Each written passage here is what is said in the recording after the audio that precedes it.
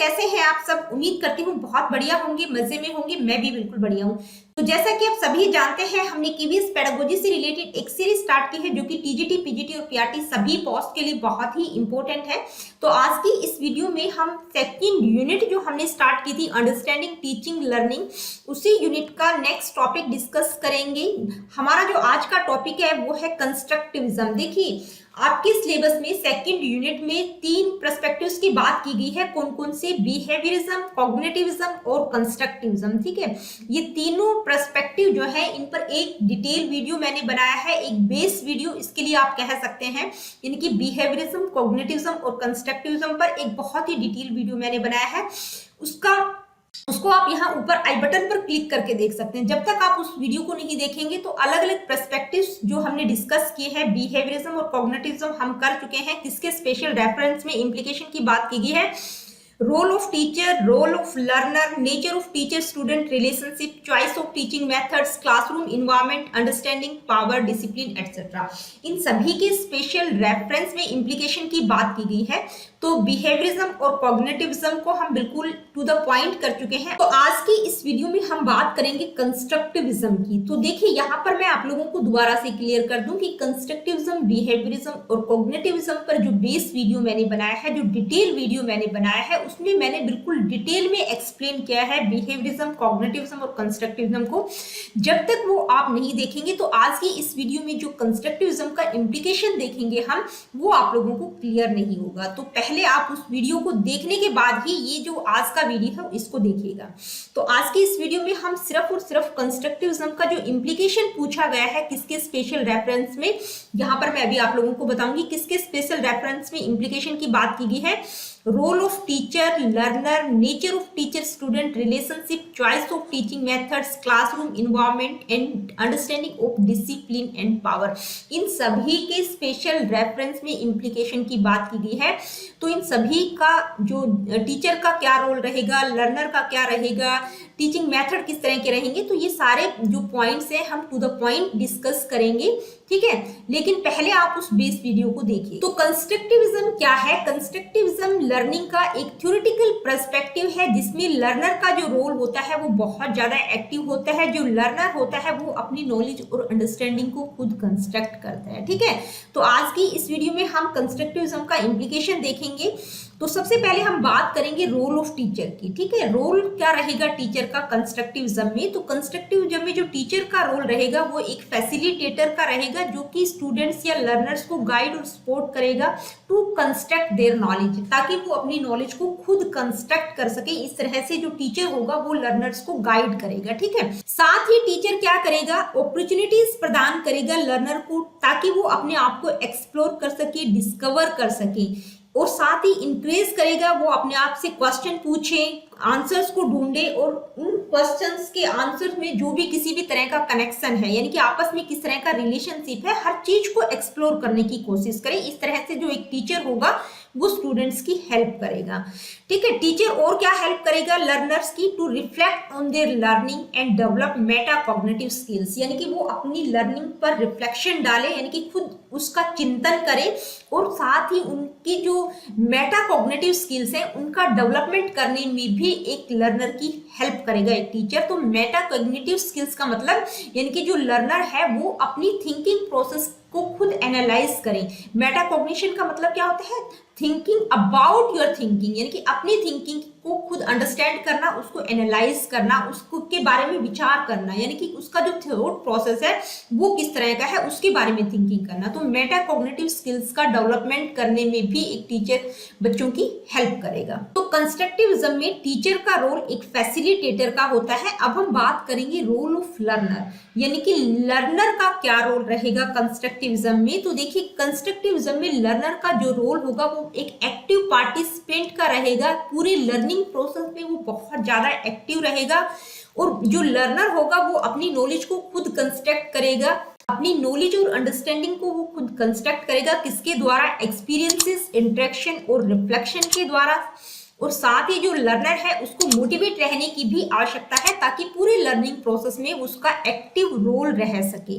इसके अलावा जो लर्नर है उसको इंक्रेज किया जाएगा ताकि वो क्वेश्चंस को पूछे, अपनी नॉलेज को एक्सप्लोर करे, डिस्कवर करे, सीक आंसर्स यानी कि आंसर्स को ढूंढे और साथ ही उसके जो आइडियाज और पर्सपेक्टिव हैं उनको भी वो शेयर करे।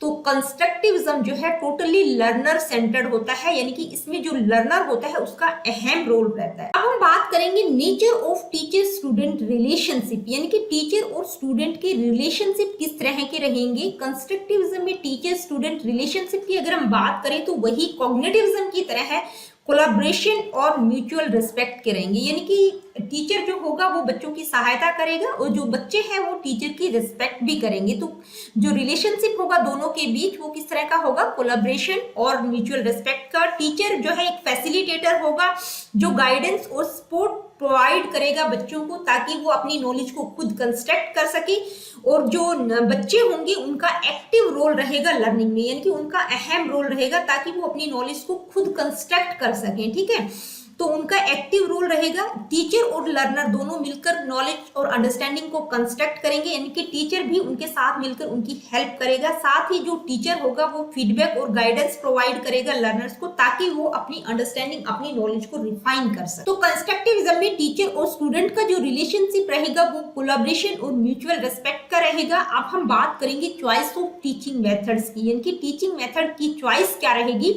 तो देखिए कंस्ट्रक्टिविज्म सजेस्ट करता है कि जो टीचिंग मेथड होंगी वो लर्नर सेंटर्ड होनी चाहिए, क्योंकि जो कंस्ट्रक्टिविज्म है वो क्या कहता है कि लर्नर का अहम रोल रहता है टीचिंग लर्निंग प्रोसेस में, यानी कि जो भी चीजें होंगी वो लर्नर सेंटर्ड होनी चाहिए। तो टीचिंग मेथड्स किस तरह के होने चाहिए, लर्नर को ध्यान में रखकर टीचिंग मेथड्स का प्रयोग एक टीचर के द्वारा किया जाना चाहिए। तो वो इस तरह के होने चाहिए जो बच्चों को अपॉर्चुनिटीज प्रदान करे ताकि वो अपनी नॉलेज और अंडरस्टैंडिंग को खुद कंस्ट्रक्ट कर सके। इस तरह के टीचिंग मेथड यूज किए जाने चाहिए। तो एक टीचर क्या करेगा, वैरायटी ऑफ टीचिंग मेथड्स का यूज करेगा, यानी कि डाइवर्स लर्निंग स्टाइल्स का वो यूज करेगा। तो इनमें कौन कौन से मेथड हो सकते हैं, प्रॉब्लम बेस्ड लर्निंग मेथड हो सकता है जो कि लर्नर को ध्यान में रखा जाता है जिसमें, ठीक है, यानी कि जो लर्नर होता है अपनी प्रॉब्लम को खुद सोल्व करता है। इंक्वायरी बेस्ड लर्निंग हो सकता है, प्रोजेक्ट बेस्ड लर्निंग या कोलैबोरेटिव लर्निंग। तो इन सभी टीचिंग मेथड्स का प्रयोग एक टीचर कर सकता है। नेक्स्ट है क्लासरूम इन्वायरमेंट। देखिए क्लासरूम इन्वायरमेंट की अगर हम बात करें तो कंस्ट्रक्टिविज्म के अकॉर्डिंग जो क्लास का इन्वायरमेंट होगा वो सेफ, सपोर्टिव और स्टिमुलेटिंग रहेगा। स्टिमुलेटिंग क्यों रहेगा, यानी कि बच्चों में जिज्ञासा पैदा करेगा। इस तरह से क्लास रूम को ऑर्गेनाइज किया जाएगा, यानी कि बच्चों में क्यूरियोसिटी रहेगी कुछ ना कुछ सीखने की। साथ ही जो लर्नर्स हैं उनको इस तरह से इंक्रेज किया जाएगा ताकि वो कुछ एक्सप्लोर कर सके, डिस्कवर कर सके, और साथ ही उनके जो भी आइडियाज, जो भी पर्सपेक्टिव्स हैं उनको भी वो शेयर कर सकें। तो क्लासरूम को इस तरह से ऑर्गेनाइज किया जाएगा जो लर्निंग को फैसिलिटेट करेगा, यानी कि जहां पर बच्चे जो है सुगमता पूर्वक सीख सके, इस तरह का क्लासरूम ऑर्गेनाइज किया जाएगा। और साथ ही बच्चों को जो भी रिसोर्सेज और मटेरियल की आवश्यकता होगी वो भी उनको प्रोवाइड किया जाएगा ताकि किसी प्रकार की कोई भी प्रॉब्लम उनको ना रहे। तो ये था क्लासरूम इन्वायरमेंट। अब हम बात करेंगे पावर डिसिप्लिन की, यानी कि डिसिप्लिन और पावर की हम बात करें तो कंस्ट्रक्टिविज्म क्या सजेस्ट करता है। कंस्ट्रक्टिविज्म के अकॉर्डिंग जो डिसिप्लिन और पावर रहेगा उसको पॉजिटिव और कंस्ट्रक्टिव तरीके से यूज किया जाएगा। ठीक है, सबसे पहले हम बात करते हैं डिसिप्लिन की। तो देखिए कंट्रोल डिसिप्लिन यहाँ पर नहीं रहेगा बिहेवियरिज्म की तरह। यहाँ पर जो टीचर होगा वो बच्चों को इस तरह से गाइड करेगा ताकि वो खुद एप्रोप्रिएट बिहेवियर करें, साथ ही उनकी इस तरह से हेल्प करेगा कि उनमें जो है सेल्फ रेगुलेशन स्किल्स का डेवलपमेंट हो सके। ठीक है, ताकि वो अपने आप को खुद रेगुलेट करना सके। इस तरह की स्किल्स का डेवलपमेंट किया जाएगा बच्चों में, उन पर किसी प्रकार की कोई चीज थोपी नहीं जाएगी। पावर की अगर हम बात करें तो टीचर और लर्नर दोनों के बीच शेयर रहेगी, यानी कि टीचर क्या करेगा, टीचर का रोल एक फैसिलिटेटर का रहेगा और लर्नर का रोल एक्टिव रहेगा, यानी कि लर्नर जो है अपनी नॉलेज को खुद कंस्ट्रक्ट करेगा। तो जो लर्नर है उसका अहम रोल रहेगा, टीचर उसकी हेल्प करेगा जहां पर उसको आवश्यकता होगी, और टीचर साथ ही इंकरेज करेगा लर्नर्स को ताकि वो अपनी लर्निंग पर खुद रिफ्लेक्शन डाले और अपनी लर्निंग की रिस्पॉन्सिबिलिटी भी ले। क्यों ले? क्योंकि वो अपनी नॉलेज को खुद कंस्ट्रक्ट कर रहे हैं, तो जो भी वो कंस्ट्रक्ट कर रहे हैं उसकी खुद की रिस्पॉन्सिबिलिटी होनी चाहिए लर्नर। तो ये था कंस्ट्रक्टिविज्म का इम्प्लीकेशन क्या रहेगा, किसके स्पेशल रेफरेंस में बात की गई थी, टीचर के संदर्भ में, लर्नर के संदर्भ में, टीचिंग मेथड के संदर्भ में, या क्लासरूम इन्वायरमेंट, पावर, डिसिप्लिन, इन सभी के स्पेशल रेफरेंस में हमने इम्प्लीकेशन देखा कंस्ट्रक्टिविज्म का। लेकिन यहाँ पर मैं आप लोगों को क्लियर कर दूं कि आप लोगों के पेपर में जो क्वेश्चंस पूछे जाते हैं वो कॉन्सेप्ट बेस्ड होते हैं, बिल्कुल डिटेल में पूछे जाते हैं। तो कंस्ट्रक्टिविज्म का सिर्फ इम्प्लीकेशन ही नहीं पूछा जाएगा, कंस्ट्रक्टिविज्म के अंतर्गत जो जो थ्योरीज आएंगी क्वेश्चन उनसे रिलेटेड भी आपको देखने को मिल जाएंगे, तो उन थ्योरीज को भी आप कीजिएगा। और जो कौन कौन सी थ्योरीज कंस्ट्रक्टिविज्म में आएंगी ये मैंने आप लोगों को बिहेवियरिज्म, कॉग्निटिविज्म और कंस्ट्रक्टिविज्म पर जो वीडियो मैंने बनाया हुआ है उसमें बिल्कुल डिटेल में आप लोगों को बताया हुआ है कि कौन कौन सी थ्योरीज आएंगी, कौन कौन से थ्योरिस्ट आएंगी, तो वो आप वहां पर देख सकते हैं, वहां पर चेकआउट कर सकते हैं। अब हम कंस्ट्रक्टिविज्म से रिलेटेड कुछ इंपॉर्टेंट एमसीक्यूज को भी डिस्कस करेंगे ताकि कॉन्सेप्ट की क्लैरिटी आप लोगों को अच्छे से हो जाए। ठीक है, late me see what is the first question. Which of the subsequent is not the fundamental feature of the constructivist model of classroom teaching? यानी कि निम्नलिखित में से कौन सी कक्षा शिक्षण की रचनावादी मॉडल की मूलभूत विशेषता नहीं है? यानी कि यहाँ पर आप लोगों को 4 ऑप्शन दिए गए हैं जिसमें से 3 जो करैक्टरिस्टिक्स हैं वो कंस्ट्रक्टिविज्म की हैं, बाकी एक नहीं है, वो गलत वाली आपको बतानी है। रिफ्लेक्शन, कोलैबोरेशन और कंस्ट्रक्शन इवैल्यूएशन। तो देखिए यहाँ पर रिफ्लेक्शन, कोलैबोरेशन और कंस्ट्रक्शन ये तीनों ही करैक्टरिस्टिक्स अभी हमने कंस्ट्रक्टिविज्म को डिस्कस किया है, तो ये तीनों ही पॉइंट आपको कहीं ना कहीं देखने को मिले हैं। रिफ्लेक्शन की हम बात करते हैं, कोलैबोरेशन की बात हमने की है, कंस्ट्रक्ट का तो अहम रोल है कंस्ट्रक्शन का, तो ठीक है। तो ये तीनों ही करैक्टरिस्टिक्स बिल्कुल सही है। आपका ऑप्शन क्या होगा? इवैल्यूएशन। इवैल्यूएशन की बात हम कंस्ट्रक्टिविज्म में नहीं करते। ठीक है, नेक्स्ट क्वेश्चन।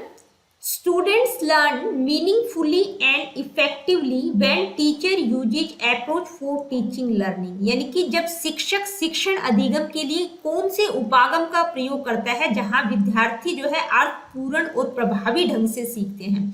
बिहेवियरिस्टिक, कंस्ट्रक्टिव, डिकंटेक्चुअलाइज या मैकेनिकल।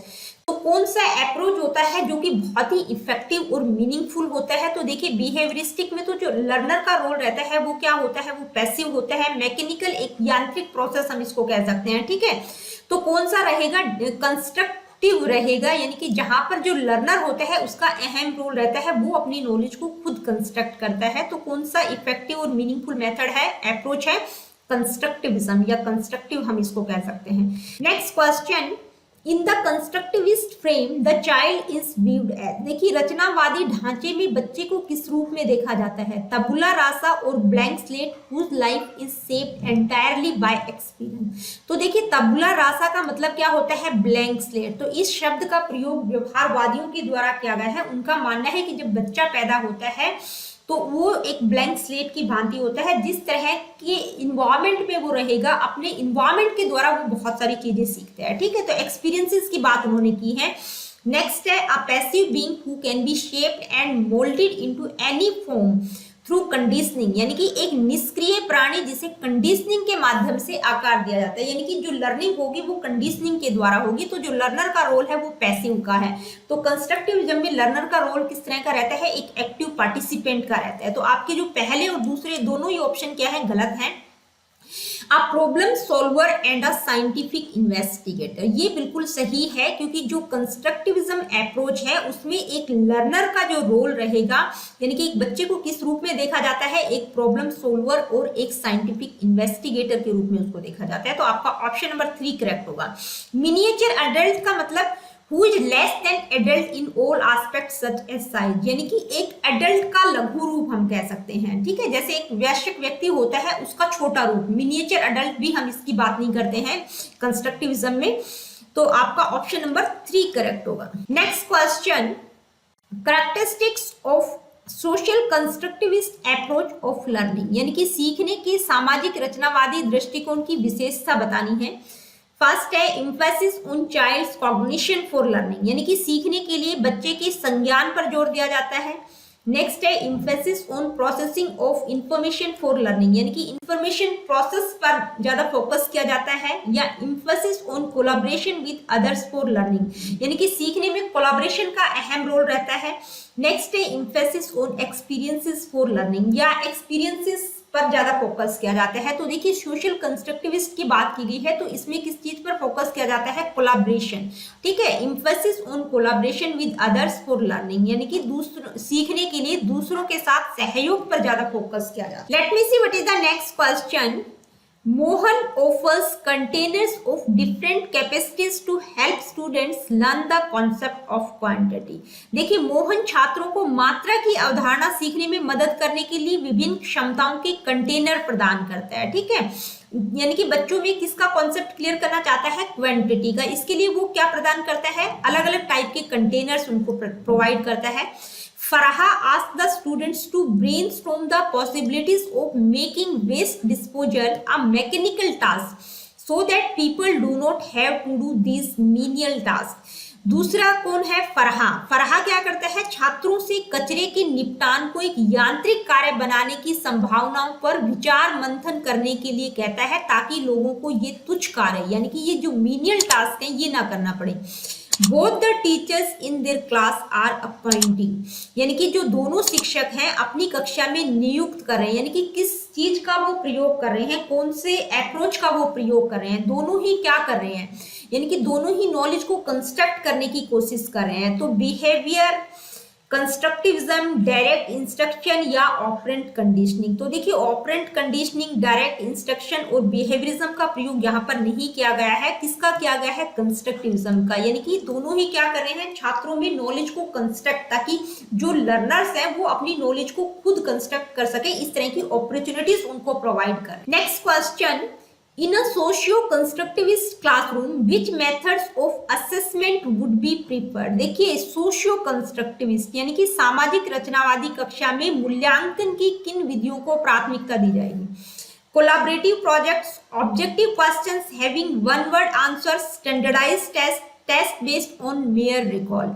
यानी कि कोलैबोरेटिव जो प्रोजेक्ट्स हैं उन पर फोकस किया जाएगा, या ऑब्जेक्टिव क्वेश्चंस की बात की जाएगी, या जो स्टैंडर्डाइज्ड टेस्ट हैं उनकी, या जो इस तरह के टेस्ट जो रिकॉल पर फोकस करते हैं, जो कि मेमोरी बेस्ड जो टेस्ट होते हैं उनका प्रयोग किया जाएगा। तो जब कंस्ट्रक्टिविस्ट की हम बात करते हैं तो देखिए रिकॉल, स्टैंडर्डाइज या ऑब्जेक्टिव टेस्ट की बात नहीं करते, किसकी बात करते हैं, हम बात किसकी करें, सोशियो कंस्ट्रक्टिविस्ट की। तो कोलैबोरेटिव प्रोजेक्ट मेथड्स का प्रयोग किया जाएगा, ठीक है। Next question, Which of the following does not depict appropriate strategies for learning in a constructivist classroom? यानी कि निम्नलिखित में से कौन सा रचनावादी कक्षा में सीखने के लिए उपयुक्त रणनीतियों का चित्रण नहीं करता है, ठीक है, यानी कि कौन सी एक एप्रोप्रिएट स्ट्रेटेजी नहीं है कंस्ट्रक्टिविस्ट क्लासरूम के लिए, यानी कि कौन सी स्ट्रेटेजी का हम कंस्ट्रक्टिविस्ट क्लासरूम में प्रयोग नहीं करेंगे। इनकरेजिंग मल्टीपल पर्सपेक्टिव्स, यानी कि कई दृष्टिकोणों को प्रोत्साहित करना, तो मल्टीपल पर्सपेक्टिव्स की बात हम कंस्ट्रक्टिविस्ट में करते हैं। ग्रुप कोलैबोरेशन की बात भी हम करते हैं। ड्रिल एंड रिकॉल, इसकी बात हम नहीं करते। ड्रिल और रिकॉल की बात हम बिहेवियरिज्म में करते हैं, यानी कि ड्रिल और रिकॉल बार बार अभ्यास और प्रैक्टिस की बात किसमें करते हैं, बिहेवियरिज्म में। तो किसका प्रयोग हम नहीं करेंगे, कौन सी strategy, third, drill and recall. Experimentation भी हम करते हैं कंस्ट्रक्टिविस्ट में, यानी कि बच्चा जो है करके सीखता है, एक्सपेरिमेंट करके सीखता है। Next question, Which of the following scenario exemplifies constructivist pedagogy? निम्नलिखित में से कौन सा परिदृश्य रचनावादी शिक्षा शास्त्र का उदाहरण है। Students listen to the teachers and take notes on the content covered, यानी कि स्टूडेंट क्या करते हैं, टीचर को सुनते हैं और जो कंटेंट होता है उस पर अपने नोट्स को प्रिपेयर कर लेते हैं। तो ये बिल्कुल गलत है, यानी कि स्टूडेंट का जो रोल होता है वो पैसिव नहीं रहता। Students repeat aloud long passage to memorize them, तो रेपिटेशन और मेमोराइज की बात भी हम नहीं करते हैं, आपका सेकंड ऑप्शन भी गलत है। Students learn the material in their textbooks and take test covering the content at the end of the year, यानी कि जो स्टूडेंट होते हैं वो टेक्स्ट बुक से अपना मटेरियल कवर करते हैं और साल के अंत में एक परीक्षा देते हैं। तो ऐसा भी बिल्कुल नहीं होता कंस्ट्रक्टिविस्ट में। नेक्स्ट है a teacher presents his students with a contemporary issue on which they discuss and debate, यानी कि एक शिक्षक अपने छात्रों को एक समसामयिक मुद्दा प्रस्तुत करता है जिस पर वे चर्चा और बहस करते हैं, जिस पर वो डिस्कस और डिबेट करते हैं, किस पर, एक कंटेम्पोररी इशू पर। तो ये बिल्कुल ठीक है, क्योंकि यहाँ पर क्या करेंगे, वो डिस्कस और डिबेट करने के लिए अपनी नॉलेज को खुद कंस्ट्रक्ट करेंगे। तो कौन सी कैरेक्टरिस्टिक होगी, आपका फोर्थ नंबर बिल्कुल सही होगा। Let me see what is the next question. Socio constructivist theorist consider the child as, यानी कि जो सामाजिक रचनावादी सिद्धांतकार हैं वो बच्चे को क्या मानते हैं, blank slate, passive recipient of knowledge, active being involve in creation of knowledge, miniature adult. तो ब्लैंक स्लेट की बात किसके द्वारा की गई है, बिहेवियरिज्म में हम बात करते हैं ब्लैंक स्लेट, यानी कि जो बिहेवियरिस्ट है वो कहते हैं कि जो बच्चा होता है वो जन्म के समय किस तरह से होता है, एक ब्लैंक स्लेट की भांति होता है। पैसिव रेसिपिएंट की बात भी हम बिहेवियरिज्म में करते हैं। Active beings involve in creation of knowledge, यानी कि ज्ञान के निर्माण में शामिल सक्रिय प्राणी। तो क्या रोल होता है कंस्ट्रक्टिविस्ट में, एक्टिव बीइंग होता है, यानी कि जो लर्नर होता है उसका अहम रोल होता है। मिनिएचर अडल्ट की बात भी हम नहीं करते, ठीक है। Next question, Which of the following is promoted by constructivist approach for learning, यानी कि सीखने के लिए रचनावादी उपागम द्वारा निम्नलिखित में से किसे बढ़ावा दिया जाता है, expository teaching, inquiry based learning, lecture method of teaching, rote memorisation. देखिए lecture method, rote memorisation, expository teaching, इनकी बात हम कंस्ट्रक्टिविस्ट अप्रोच में बिल्कुल नहीं करते। हम किसकी बात करेंगे, हमने कौन सा मेथड देखा था, इंक्वायरी बेस्ड लर्निंग, यानी कि जो लर्नर सेंटर्ड है। तो आपका ऑप्शन नंबर 2 करेक्ट। तो दोस्तों आज की वीडियो में इतना ही। अगली वीडियो में हम इसी सीरीज का नेक्स्ट टॉपिक डिस्कस करेंगे और हमारा नेक्स्ट टॉपिक होगा फैक्टर अफेक्टिंग लर्निंग, यानी कि आपकी जो सेकंड यूनिट है केवीएस पेडागोजी की, उसी का सेकंड टॉपिक हम स्टार्ट करेंगे। पहला जो टॉपिक है थ्योरेटिकल पर्सपेक्टिव्स ऑफ लर्निंग, जिसमें बिहेवियरिज्म, कॉग्निटिविज्म और कंस्ट्रक्टिविज्म का जो स्पेशल रेफरेंस में इंप्लीकेशन की बात की गई थी वो हमने बिल्कुल डिटेल में डिस्कस कर लिया है। तो मिलती हूँ आप लोगों से अपनी अगली वीडियो में। Really good, take care of yourself. देखिए अगर वीडियोस आप लोगों के लिए इंफॉर्मेटिव है, हेल्पफुल है, तो please like, share and do subscribe the education classes. ये बिल्कुल फ्री है। और साथ ही मैं आप लोगों को बता दूं कि अगर आप लोगों का कोई क्वेश्चन, क्वेरीज या फीडबैक आप मुझे देना चाहते हैं, do comment in the comment section.